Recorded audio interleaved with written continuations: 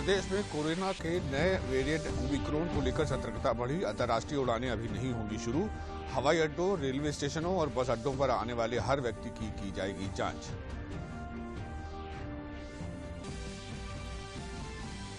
गोरखपुर में बंद पड़े खाद कारखाने का प्रधानमंत्री नरेंद्र मोदी 7 दिसंबर को करेंगे उद्घाटन। कारखाने में 13 लाख मीट्रिक टन यूरिया का प्रतिवर्ष होगा उत्पादन। बढ़ेंगे रोजगार के अवसर। केंद्रीय सूचना और प्रसारण मंत्री अनुराग सिंह ठाकुर गोरखपुर में कल 3 दिसंबर को दूरदर्शन केंद्र के अर्थ स्टेशन का करेंगे लोकार्पण। मुख्यमंत्री योगी आदित्यनाथ भी रहेंगे मौजूद।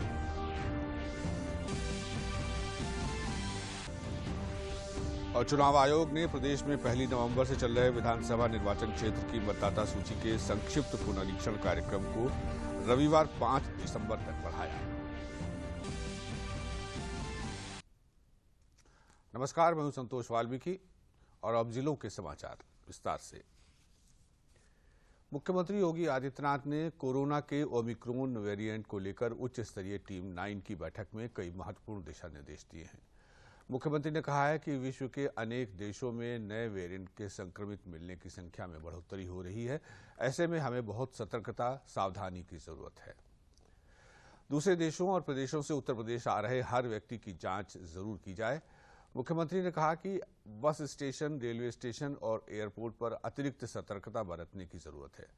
उन्होंने कहा कि बिना किसी की जांच किए उसे बाहर न जाने दिया जाए। साथ ही केंद्र सरकार की तरफ से गाइडलाइंस को प्रभावी रूप से लागू किया जाए। जीनोम सीक्वेंसिंग की व्यवस्था करने के लिए भी मुख्यमंत्री ने निर्देश दिए हैं। उन्होंने कहा कि लखनऊ के केजीएमयू, पीजीआई, गोरखपुर, झांसी, मेरठ में जल्द से जल्द जीनोम सीक्वेंसिंग की व्यवस्था की जाए। प्रदेश के अपर मुख्य सचिव स्वास्थ्य अमित मोहन प्रसाद ने बताया है कि मुख्यमंत्री योगी आदित्यनाथ के निर्देशों के अनुपालन में प्रदेश भर में कोरोना के नए वेरिएंट ओमिक्रॉन के मद्देनजर सतर्कता के व्यापक प्रबंध किए गए हैं। सभी बस अड्डों, रेलवे स्टेशनों और हवाई अड्डों पर आने वाले यात्रियों की जांच कराई जा रही है और किसी भी जिले में कोरोना पॉजिटिव पाए जाने पर मरीजों के सैंपल को ओमिक्रॉन की जांच के लिए भेजे जाने के भी निर्देश दिए गए हैं। साथ ही सभी जिलों में वैक्सीनेशन कराने के लिए अभियान तेज कर दिया गया है।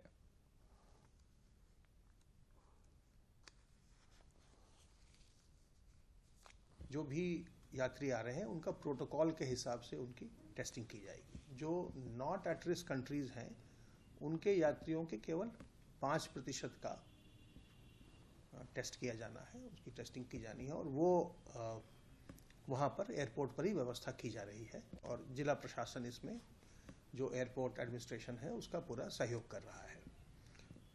जो लोग उसमें पॉजिटिव पाए जाएंगे उनको आइसोलेट करने के लिए भी हॉस्पिटल्स का आइडेंटिफिकेशन कर लिया गया है और जो और दवाइयों की व्यवस्था, डॉक्टर की व्यवस्था, सारी व्यवस्था की गई है। वैक्सीनेशन के कार्य में उत्तर प्रदेश निरंतर देश में आगे चल रहा है और अब तक हम करीब 16 करोड़ 30 लाख डोजेज हम एडमिनिस्टर कर चुके हैं उत्तर प्रदेश में, जिसमें कि 5 करोड़ ऐसे लोग हैं जो पूर्णतया वैक्सीनेट हो गए, जिनको दोनों डोज मिल गई है, जो सबसे ज़्यादा है देश में। लेकिन हम लगातार इसमें हमारी कोशिश है कि जो लोग बचे हुए हैं वो अपनी पहली डोज और दूसरी डोज जरूर लगवा लें। वैक्सीनेशन से ये लाभ होता है कि अगर आपको संक्रमण हो भी गया, ऐसा नहीं है कि वैक्सीनेशन अगर आपने कराया तो आपको संक्रमण बिल्कुल नहीं होगा, ऐसा नहीं है। लेकिन अगर आपको संक्रमण हो भी गया तो बहुत ही माइल्ड होगा और जटिलता नहीं आती है, हॉस्पिटलाइजेशन की ज़रूरत नहीं के बराबर पड़ती है और ये लोगों की जान को हिफाजत में रखने का बहुत बड़ा तरीका है। गोरखपुर में प्रधानमंत्री नरेंद्र मोदी द्वारा खाद कारखाने का उद्घाटन 7 दिसंबर को किया जाएगा। इस संबंध में हिंदुस्तान उर्वरक रसायन लिमिटेड द्वारा पत्रकार वार्ता का आयोजन किया गया। हिंदुस्तान उर्वरक रसायन लिमिटेड के एमडी अरुण गुप्ता ने बताया कि गोरखपुर में बंद पड़े खाद कारखाने का प्रधानमंत्री नरेंद्र मोदी द्वारा 22 जुलाई 2016 को शिलान्यास किया गया था। इस खाद कारखाने के बनने में 8,000 करोड़ से ज्यादा का निवेश हुआ है। जापान की टोयो कंपनी द्वारा ये खाद कारखाना बनाया गया है। इस खाद कारखाने से 13 लाख मीट्रिक टन यूरिया का उत्पादन प्रतिवर्ष और 3,850 मीट्रिक टन यूरिया प्रतिदिन का उत्पादन होगा। इस कारखाने से अच्छी क्वालिटी के यूरिया का उत्पादन होगा। 45 किलोग्राम की बोरी ₹266.50 में जनता को मिलेगी। इस खाद कारखाने के बन जाने 22 जुलाई 2016 को होंगे और इस माननीय क्षेत्र का प्रधानमंत्री विकास यहाँ आए होगा। थे। उन्होंने इस फर्टिलाइजर प्लांट का शिलान्यास रखा था और उसी दिन भी एम्स का शिलान्यास भी हमारे साथ ही रखा गया था। और ये एक अपने में बहुत ही डिफिकल्ट, बहुत ही रेयर एक ऐसा कोइंसिडेंस है, एक अपॉर्चुनिटी है, एक ऐसा उत्सव है कि उन दोनों का लोकार्पण भी वही प्रधानमंत्री कर रहे हैं आके जहां उन्होंने शिलान्यास किया था। इस प्लांट को बनाने के लिए तकरीबन 8,000 करोड़ से ज़्यादा का निवेश लगा है और 27 फरवरी 2018 को इसका जीरो डेट हुआ था और जापान की कंपनी जो है टोयो, उसको इसका काम सौंपा गया था पूरा कारखाना बनाने का। और इसकी जो कैपेसिटी है वो सालाना जो है करीब 12.7 lakh metric ton per annum, मतलब समझे 13 लाख, समझ लीजिए 13 लाख टन नीम लेपित यूरिया का सालाना प्रोडक्शन होगा। गोरखपुर में केंद्रीय सूचना एवं प्रसारण मंत्री अनुराग सिंह ठाकुर और मुख्यमंत्री योगी आदित्यनाथ द्वारा 3 दिसंबर को गोरखपुर दूरदर्शन केंद्र के अर्थ स्टेशन का लोकार्पण किया जाएगा। दूरदर्शन केंद्र का अर्थ स्टेशन 7 करोड़ रुपए की लागत से बनकर तैयार है। दूरदर्शन केंद्र गोरखपुर के सहायक निदेशक अभियांत्रिकी शैलेश शरण शुक्ल ने बताया कि अर्थ स्टेशन तैयार हो जाने से स्थानीय स्तर पर तैयार कार्यक्रम देश और दुनिया में सीधे DTH के माध्यम से देखे जा सकेंगे। सीधा प्रसारण शुरू हो जाने से यहां के क्षेत्रीय कलाकारों और रंगकर्मियों को इसका फायदा मिलेगा। दिनांक 3 दिसंबर को दूरदर्शन केंद्र गोरखपुर के अर्थ स्टेशन का लोकार्पण प्रस्तावित है, जो माननीय केंद्रीय सूचना प्रसारण मंत्री अनुराग ठाकुर जी एवं माननीय मुख्यमंत्री उत्तर प्रदेश योगी आदित्यनाथ जी के हाथों से होना है।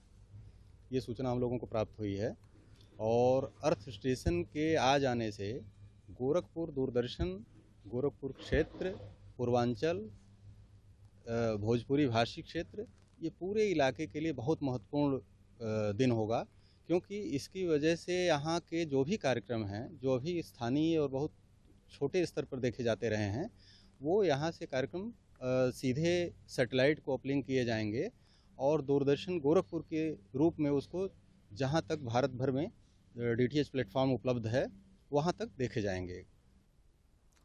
उत्तर प्रदेश लोक सेवा आयोग ने PCS 2021 और सहायक वन संरक्षक क्षेत्रीय वन अधिकारी की प्रारंभिक परीक्षा का परिणाम कल घोषित कर दिया।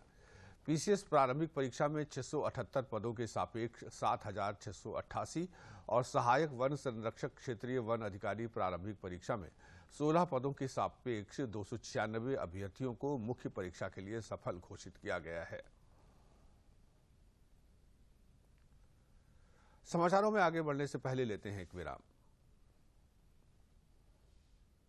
देखिए, अगर आपको रिजर्व बैंक ऑफ इंडिया या किसी संस्था के नाम पे बिना मांगे बड़ी फंड हो का ऑफर मिलता है तो उस पर बिल्कुल भरोसा ना करें। रकम को पाने के लिए ना तो अपने बैंक अकाउंट की जानकारी शेयर करें और ना ही कोई धनराशि जमा करें। ऐसे जितने भी मैसेजेस हैं उनको आप बिल्कुल अनदेखा कर दीजिए, क्योंकि RBI कहता है जानकार बनिए, सतर्क रहिए। चुनाव आयोग ने उत्तर प्रदेश में विधानसभा निर्वाचन क्षेत्र की मतदाता सूची के संक्षिप्त पुनरीक्षण कार्यक्रम को रविवार 5 दिसंबर तक बढ़ा दिया है। प्रदेश के अजय कुमार ने एक विज्ञप्ति में बताया कि मतदाता सूची की संक्षिप्त पुनरीक्षण कार्यक्रम का आयोजन 1 नवंबर से 30 नवंबर तक किया जा रहा था। उन्होंने कहा कि इस दौरान मतदाता सूची में नाम जुड़वाने, किसी प्रकार का संशोधन करवाने अथवा नाम कटवाने आदि से संबंधित दावे और आपत्तियां अब आगामी 5 दिसंबर तक प्रस्तुत की जा सकती हैं।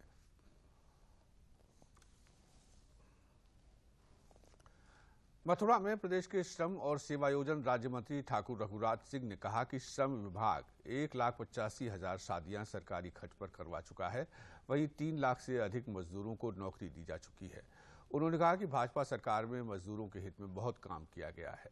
उन्होंने कहा कि उनके विभाग में कोई आरक्षण नीति नहीं है। किसी भी जाति या धर्म का श्रमिक हो, सबके लिए समान योजना है। उन्होंने बताया कि श्रम विभाग में पंजीकृत मजदूर को शादी के लिए 75,000 का अनुदान दिया जाता है, जिसमें 65,000 बैंक खाते में भेजे जाते हैं। 10,000 वर वधु को कपड़े आदि खरीदने के लिए नकद दिए जा रहे हैं। उन्होंने कहा कि सपा और बसपा की सरकार में श्रम विभाग में घोटाला हुआ था, लेकिन भाजपा सरकार में युवाओं को रोजगार मिल रहा है। अभी तक 3,65,000 लोगों को नौकरी दी है और 1,85,000 कन्याओं का विवाह किया है सरकारी पैसे से। 75,000 रुपए गरीब कन्याओं को। मेरे विभाग में कोई रिजर्वेशन नहीं है। वाल्मीकि से लेकर ब्राह्मण तक कोई पंथ धर्म कोई विशेष का गरीब हो जिसका रजिस्ट्रेशन मेरे विभाग में है लेबर एंड एम्प्लॉयमेंट में, तो उसमें मैं 75,000 रुपए देता हूँ। 65,000 रुपए उसके खाते में देता हूँ। 10,000 रुपए उनको देता हूँ। 5,000 रुपए वर को और 5,000 रुपए वधु को कपड़े पहनने के लिए, तो 75,000 रुपए ऐसे मैं देता हूँ। मुरादाबाद की पंचायत भवन में भारतीय जनता पार्टी व्यापार प्रकोष्ठ के द्वारा मंडलीय व्यापारी सम्मेलन का आयोजन किया गया, जिसमें मुख्य अतिथि के रूप में प्रदेश के सूक्ष्म, लघु एवं मध्य विभाग के मंत्री सिद्धार्थ नाथ सिंह ने भाग लिया। कार्यक्रम में सिद्धार्थ नाथ सिंह ने कहा कि भाजपा सरकार में व्यापारियों का विकास हो रहा है। अकेले जनपद मुरादाबाद में ही पिछले 4.5 साल में 4,000 से अधिक नई औद्योगिक इकाइयां शुरू की गई हैं और इससे हजारों लोगों को रोजगार मिला है। सबका साथ, सबका विकास और सबका विश्वास की नीयत से काम करने वाली भाजपा सरकार के द्वारा पूर्वांचल में बुंदेलखंड एक्सप्रेसवे और ललितपुर में 1,000 एकड़ में फार्मास्यूटिकल्स पार्क और ललितपुर में इंटरनेशनल एयरपोर्ट बनाने के कार्य चल रहे हैं। तो वहाँ पे बुंदेलखंड एक्सप्रेसवे लेकर आ रहे हैं। हम लोग वहाँ पे ललितपुर में 1,000 एकड़ के ऊपर फार्मास्यूटिकल पार्क लेकर आ रहे हैं और जो एक ललितपुर पे सबसे बड़ा एयरपोर्ट बन रहा है इंटरनेशनल, और जितनी भी कारखाने हैं जो ऑर्डिनेंस फैक्ट्री के वो सब आ रहे हैं। शुरू हो गया वहाँ पे काम। और साथ ही साथ जो एमएसएमई के जो बुंदेलखंड एक्सप्रेसवे पे और पूर्वांचल एक्सप्रेसवे पे जो एमएसएमई पार्क्स तैयार कर रहे हैं, आपने तो कुछ किया ही नहीं। आप कर देते तो ये नौबत नहीं आती। आज यही कारण है कि जो ड्रिप इरिगेशन है, तो बुंदेलखंड के अंदर जो इंग्लैंड में स्ट्रॉबेरी पैदा होती है, वही स्ट्रॉबेरी अब बुंदेलखंड और झांसी और ललितपुर में भी हो रही है। बागपत में एक बार फिर पुरातात्विक दृष्टि से महत्वपूर्ण प्राचीन सिक्के मिले हैं। दिल्ली के बेहद नजदीक दिल्ली सहारनपुर हाईवे स्थित काठा गांव में एक टीले से दुर्लभ 16 सिक्के प्राप्त हुए हैं, जो दिल्ली अधिपति राजा पृथ्वीराम चौहान, राजा आनंगपाल देव, राजा मदन पाल, राजा चाहड़ा राजदेव के हैं। इन सिक्कों का मिलना इस बात की ओर इशारा करता है कि टीले के नीचे कोई मानव बस्ती रही होगी, जहां व्यापारिक लेन देन में सिक्कों का प्रचलन होता होगा। शहजाद राय शोध संस्थान के निदेशक इतिहासकार डॉक्टर अमित राय जैन ने बताया कि मुद्रा शास्त्र पर शोध करने वाले शोधार्थियों के लिए यह बड़ी खुशी की बात है। अभी इसी संडे में मैंने एक पुरातात्विक सर्वेक्षण काठा खेकड़ा तहसील का एक गांव है जो कि दिल्ली सहारनपुर नेशनल हाईवे पर स्थित है, उस काठा गांव का स्थल निरीक्षण पुरातात्विक दृष्टि से किया। तो वहां मिट्टी की ऊपरी सतह से ही मुझे 16 सिक्के प्राप्त हुए हैं, जो कि 11वीं-12वीं शताब्दी के मध्य के हैं। और पृथ्वीराज चौहान का जिस 16 सिक्कों में एक सिक्का है, 2 सिक्के राजा आनंगपाल देव तोमर के हैं, एक सिक्का मदन पाल देव का है, एक सिक्का जिसके अंदर दिख रहा है वो चाहड़ा राजदेव का है। तो इस तरह के अलग अलग राजाओं के सिक्के 16 सिक्कों में मिले हैं। बाकी सिक्के बहुत फ्रजाइल हैं, जो कि बहुत ही क्षीण स्थिति में है, लेकिन उनको भी साफ किया जाएगा। और इस बात से ये बात पुष्ट होती है इन सिक्कों के मिलने से कि इस क्षेत्र पर दिल्ली के राजाओं का 11वीं-12वीं शताब्दी में राज रहा। और इस टीले का महत्व ये है कि यहाँ पर कोई मानव बस्ती रही होगी और काठा के टीले के नीचे हो सकता है कि कोई बड़ा किला हो, व्यापार का केंद्र हो, जहाँ पर ये सिक्के ऊपरी सतह से मिले हैं। अगर सरकार वहाँ पर उत्खनन का कार्य करे और अच्छे से वहाँ का सर्वेक्षण करे तो हो सकता है कि सिक्कों का या व्यापारिक केंद्र का बड़ा प्रमाण यहाँ से प्राप्त हो। किसानों की 2022 तक आय दोगुनी करने के उद्देश्य से तकनीकी कृषि के साथ साथ डेयरी फार्मिंग पशुपालन के लिए प्रशिक्षित किया जा रहा है। बाराबंकी जिले के बेरोजगारों को रोजगार प्रदान करने के लिए ग्रामीण विकास मंत्रालय के अंतर्गत बैंक ऑफ इंडिया स्वरोजगार प्रशिक्षण संस्थान से युवाओं को डेयरी फार्मिंग पशुपालन का प्रशिक्षण देकर उनको स्वरोजगार से जोड़ा जा रहा है। साथ ही प्रशिक्षण के बाद जरूरतमंदों को बैंक ऋण की मदद से उनको स्वयं का व्यवसाय स्थापित करने में सहयोग भी प्रदान किया जाता है, जिससे बेरोजगार युवा अपने व्यवसाय को आगे बढ़ाकर अपने जीवन स्तर को सुधार सकें। संस्थान की ओर से सैकड़ों प्रशिक्षण कार्यक्रमों के माध्यम से करीब 8,000 जरूरतमंदों को प्रशिक्षण देकर उनको रोजगार से जोड़ा जा चुका है। हमारा bank of India star RSETI Barabanki में बैंक ऑफ इंडिया के द्वारा चलाया जा रहा है। ये ग्रामीण विकास मंत्रालय भारत सरकार के अधीन होता है। इस सत्र में हमने लगभग सत्र 2021-22 में 1100 लोगों को ट्रेनिंग की है, जिसमें से लगभग 700-750 के आसपास लोगों ने अपना स्वरोजगार स्थापित कर लिया है।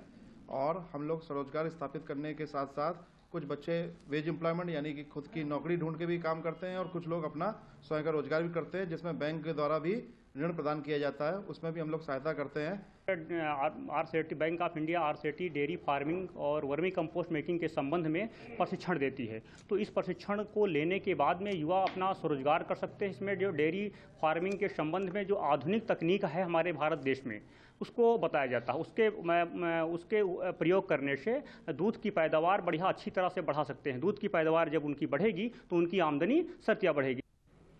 हम लोग बेरोजगार थे और यहाँ पर आरसीटी में आके मतलब डेयरी फार्मिंग का कोर्स कर रहे हैं, जो इसमें 10 दिन मतलब ट्रेनिंग दिलाई जाती है। पशुपालन कैसे करते हैं, मतलब उनकी देख रेख कैसे करते हैं, इसी के बारे में बताया जाता है। इसके सीखने के बाद हम जाएंगे अपना रोजगार स्वयं का करेंगे।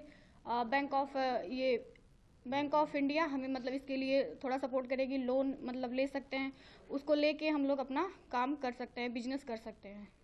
पशुपालन से संबंधित जो भी रोजगार ओरिएंटेड जो फिनोमेना चल रहा है उसके अकॉर्डिंग हमें जानकारी दी जा रही है, जिससे कि हम स्वरोजगार खुद का अपना रोजगार कर सकें। जैसे बेसिकली हमें यहाँ पर गायों का संरक्षण और गायों की जो वैरायटी पालनी है उसके बारे में बताया जा रहा है। जैसे कि हमारे एटमॉस्फेयर के हिसाब से, जैसा कि हमें सर ने बताया, उस हिसाब से हम बात कर रहे हैं।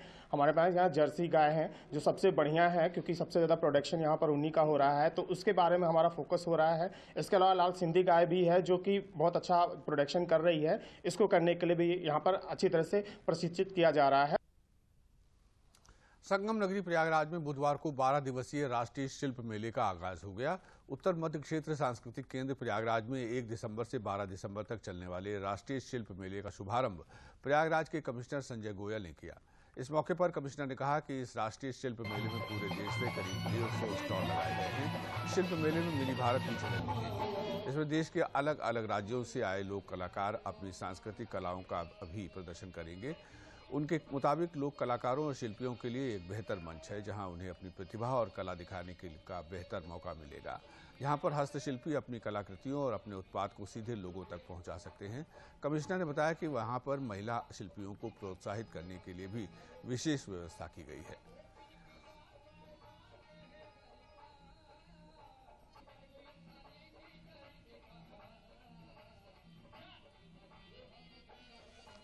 पिछले विगत वर्षों में 1-1.5 वर्षों से हम जो एक्टिविटीज़ थी इस टाइप की कम हुई हैं।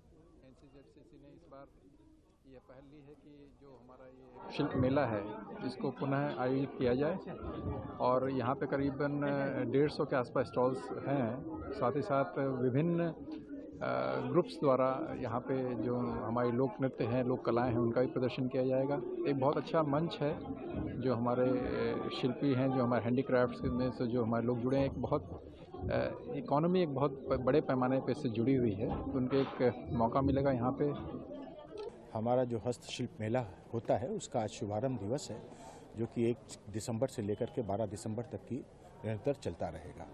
जैसा कि आपने एक सवाल ये भी किया कि कितने शिल्पकार या कौन कहाँ से आए हुए, तो लगभग पूरे हिंदुस्तान से हमारे बीच में शिल्पकार आए हुए हैं। टोटल 148 जो है 148 जो है हमारे पास शिल्पकार और विभिन्न प्रदेशों के व्यंजन, खाद्य व्यंजन वाले यहाँ पे अपना स्टॉल लगा चुके हैं। कि हम लोग बाहर से जा रहे थे, फिर हम लोगों को देख के बहुत अच्छा लगा अंदर का नज़ारा। फिर हम लोगों ने अंदर एंट्री ली, फिर काफ़ी अच्छा लग रहा था। अंदर आते ही हमने बहुत सारी चीज़ें देखी जो कि सरकार ने हमें इतना अच्छा मतलब ये अवसर दिया कि हम हर स्टेट्स के लोगों की कला को जान सकें। हर स्टेट के लोगों की जो भी कला है अपनी, उन्होंने अपनी तरीके से यहाँ पे प्रदर्शित किया है और बहुत अच्छा लग रहा है, बहुत खुशी हो रही है। इवन यहाँ पे बहुत अच्छे अच्छे प्रोग्राम्स हो रहे हैं। हम घूमने आए थे, हमने देखा यहाँ बहुत सारी चीज़ें बहुत अच्छी हैं और यहाँ फोक डांस या फोक मतलब अलग अलग स्टेट से लोग आए हैं अपने चीज़ों को प्रेजेंट करने। बहुत अच्छा लगा मुझे यहाँ देख के। हर स्टेट के लोग अपना अपना एक कला दिखाने आए हैं और यहाँ मेले में बहुत सारी चीज़ें हैं ऐसी कि मतलब बहुत अट्रैक्टिव, बहुत अच्छी चीज़ें हैं और यहाँ हैंडवर्क की बहुत सारी चीज़ें भी हैं। हर जगह हर एक दुकानों पे अलग अलग चीज़ें।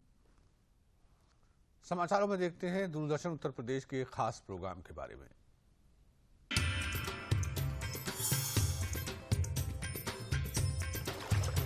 गंगा के किनारे से जमुना के मझधारे तक, बनारस के घाट से मथुरा के पाट तक, जो तय करते हैं सिंहासन उन तक पहुंचेंगे हम। बोलेंगे गलियां, बोलेंगे चौराहे, सबकी जुबानें, हर एक का मन। क्या बोले यूपी, देखिए मेरे साथ सिर्फ डीडी उत्तर प्रदेश पर।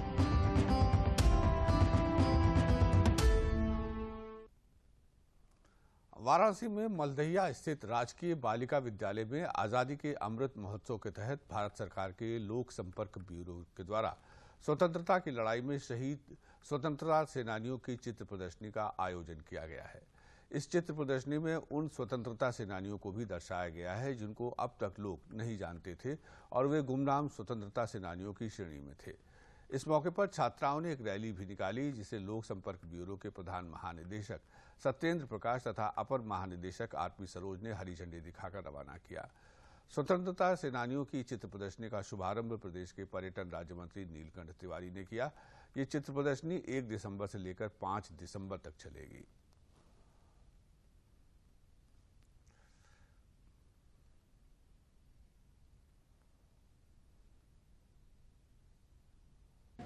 आज़ादी के अमृत महोत्सव में हम अपने स्वातंत्र्य वीरों के संघर्ष, उस समय की घटनाएं, उस समय के संघर्ष की द्वारा जो खुशी भी मिलती थी, पीड़ा मिलती थी, उन सभी चीज़ों को विभिन्न रिकॉर्डों के माध्यम से, विभिन्न फोटो के माध्यम से उत्तर प्रदेश सरकार और केंद्र सरकार के द्वारा अलग अलग आयोजन किए जा रहे हैं। उसी में केंद्र सरकार द्वारा यह प्रदर्शनी लगाई गई है। यह बहुत ही ज्ञानवर्धक है, जिससे हम अपने स्वातंत्र्य वीरों, अपने स्वतंत्रता संग्राम की कहानियों को बहुत सरल तरीके से बहुत कम समय में जान पाएंगे। अमृत महोत्सव पूरे भारतवर्ष में मनाया जा रहा है आज़ादी के 75 वर्ष पूरे होने के उपलक्ष्य में। 12 मार्च 2021 को प्रधानमंत्री जी ने सांकेतिक दांडी मार्च की शुरुआत कर साबरमती आश्रम से इसका शुभारंभ किया और ये 15 अगस्त 2023 तक मनाया जाएगा पूरे देश भर में। इस महोत्सव का मुख्य उद्देश्य जो है वो आज़ादी के विभिन्न पहलुओं से, आज़ादी के संघर्ष में किन किन योद्धाओं ने, खास करके वैसे योद्धा जिनकी चर्चा बहुत कम हुई है, जो इतिहास के पन्नों में कहीं गुम से रहे हैं, उनको भी आम जनता के समक्ष लाना है। जी, आज ये प्रदर्शनी लगी है, 5 दिन तक चलेगी। इसमें स्वतंत्रता संग्राम से जुड़े हुए विभिन्न पहलुओं को दिखाया गया है और यहाँ पर जो आज़ादी की लड़ाई में जिसको हम जानते हैं, जो स्वतंत्रता सेनानी उनको जानते हैं, उनको भी प्रदर्शन किया है। जिसको इतिहास में पूरा स्थान नहीं मिला है उनको भी जानने की कोशिश की गई है कि इसमें उनका भी प्रदर्शन किया गया है इसमें। और इसके साथ साथ ये चल रहा है कि जब हम आज़ादी के अमृत महोत्सव मना रहे हैं, 75 साल होने जा रहे हैं हमारी आज़ादी के, तो उस अवसर पर जो है हमने जो अपनी विकास यात्रा देश की शुरू की थी वो अब कहाँ तक पहुँची है। तो ये हमारे पूरे के एक विकास यात्रा भी है ये प्रदर्शनी, और ये वाराणसी में लग रही है और इस तरीके से पूरे देश में ये महोत्सव मनाया जा रहा है। हाथरस में कल राजा महेंद्र प्रताप की 135वीं जयंती धूमधाम से मनाई गई। जिले के कस्बा मुरसान में गणमान्य नागरिकों और छात्रों द्वारा एक रैली निकाली गई। राजा साहब की जन्म जयंती के अवसर पर उनके प्रपौत्र कुंवर चरत प्रताप सिंह द्वारा सादाबाद विधानसभा क्षेत्र में एक कार्यक्रम आयोजित करवाया गया। कार्यक्रम में उत्तराखंड की पूर्व राज्यपाल बेबी रानी मौर्य ने कहा कि राजा साहब महान पुरुष थे। राजा साहब दानवीर थे, देशभक्त थे। उन्होंने अंग्रेजों से देश को आज़ादी दिलाने के लिए कार्य किए। कार्यक्रम में राज्य मंत्री उदय भान सिंह ने कहा कि राजा महेंद्र प्रताप केवल भारतवर्ष के ही नहीं, संपूर्ण विश्व की मानवता के प्रेरणा स्रोत थे। 300 की पारी होंगी। टक्कर किससे नहीं देखते हैं कार्यकर्ताओं का। जी जी टक्कर हम किसी से नहीं मानते अपनी। भारतीय जनता पार्टी चुनाव जीती है और हम 2022 में 300 से ऊपर सीटें लाके अपनी सरकार। जो व्यक्ति ने इतने बड़ा राजा हो जाने के पश्चात राजपाट छोड़ने के भारतवर्ष को आज़ाद और स्वतंत्र भारत कहलाने के लिए जिस व्यक्ति ने अफगान में जाकर के सरकार बनाई, जिस भारत जो विदेशों में जाकर के संयुक्त राष्ट्र संघ की स्थापना की, आज़ाद हिंद फौज के संस्थापक सेनापति रहे, ऐसे प्रेरणा स्रोत केवल भारतवर्ष से जोड़ना मैं समझता हूं जो मेरी व्यक्तिगत राय है, ये अन्याय हो जाएगा। वो तो संपूर्ण विश्व की मानवता के प्रेरणा स्रोत है। आज़ादी के अमृत महोत्सव के तहत बनाए जा रहे कार्यक्रमों की कड़ी में उत्तर प्रदेश कृषि विभाग द्वारा किसानों को कृषि बीमा योजना में मिलने वाले लाभों के प्रति जागरूक करने के लिए लखनऊ में एक संगोष्ठी का आयोजन किया गया, जिसका उद्घाटन कृषि राज्य मंत्री लाखन सिंह राजपूत ने किया। कृषि राज्य मंत्री ने कृषि बीमा के प्रति जागरूक करने के लिए गांव-गांव तक LED वाहनों के जरिए प्रचार प्रसार करने वाले वाहनों को हरी झंडी दिखाई। कार्यक्रम में वक्ताओं ने कृषि बीमा के लाभ के बारे में किसानों को जानकारी दी और उन्हें अधिक से अधिक बीमा करवाने की सलाह दी।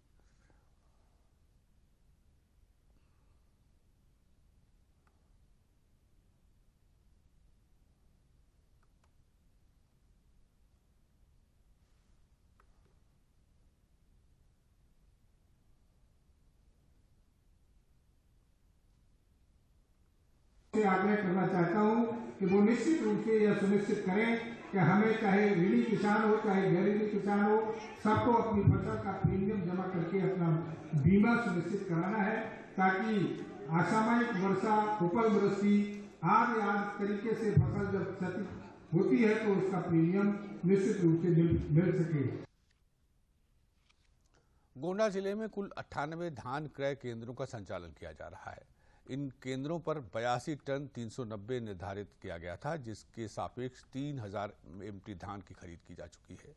मार्केटिंग की डिप्टी डायरेक्टर प्रज्ञा मिश्रा ने बताया कि अब तक 3 करोड़ 43 लाख रुपए किसानों के खाते में ट्रांसफर किए जा चुके हैं। धान के लिए 1940 रुपए और गेट 1 के लिए 1960 रुपए का भुगतान किया जा रहा है। उन्होंने ये भी बताया कि केंद्रों पर किसी भी तरह की कोई गड़बड़ी करता है तो उसके लिए सभी बैनर पर मेरा मोबाइल नंबर है, जिस पर किसान शिकायत कर सकते हैं। शिकायत पर कड़ी कार्रवाई की जाएगी। धान हमारा क्रय हो रहा है और 1940 की रेट से 1960 की रेट में खरीदा जा रहा है। किसानों को पूर्ण सुविधा दी जा रही हर तरीके की। जब वो लेके आते हैं तो अपनी ID लाएंगे, ID से हम उनकी आधार कार्ड को मैच करेंगे। मैच करने के बाद धान उनके सैंपल लेंगे, देखेंगे, क्वालिटी अगर सही है तो धान हम क्रय करेंगे। हम धान लेके गल्ला मंडी आए हैं, ऑनलाइन कराए हैं। हमारा आज नंबर है, अपने नंबर पर तौले आए हैं 1940 गेट। ये हमारे खाते में जाएगा भुगतान और इससे हम संतुष्ट हैं। धान की फसल भी हमारी अच्छी थी भैया, मेहनत किए थे तो हमारा धान समय से बिक रहा है, इससे खुशी क्या हो। धान बेचने के लिए यहाँ ऑनलाइन कराए हैं और धान में हमारा नंबर रहा, आप धान बेचने के लिए आए हैं। 19 से 40 के रेट से हमारे खाता में जाएगा और हम लोग बाहर तो संतुष्ट हैं, कोनो दिक्कत नहीं। और अब अंत में इस बुलेटिन के प्रमुख समाचार एक बार फिर। प्रदेश में कोरोना के नए वेरिएंट ओमिक्रॉन को लेकर सतर्कता बढ़ी। अंतर्राष्ट्रीय उड़ानें अभी नहीं होंगी शुरू। हवाई अड्डों, रेलवे स्टेशनों और बस अड्डों पर आने वाले हर व्यक्ति की जाएगी जांच।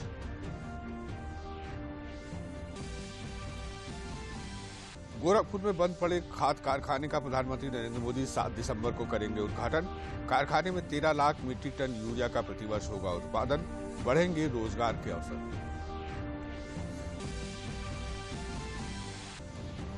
केंद्रीय सूचना और प्रसारण मंत्री अनुराग सिंह ठाकुर गोरखपुर में कल 3 दिसंबर को दूरदर्शन केंद्र के अर्थ स्टेशन का करेंगे लोकार्पण। मुख्यमंत्री योगी आदित्यनाथ भी रहेंगे मौजूद।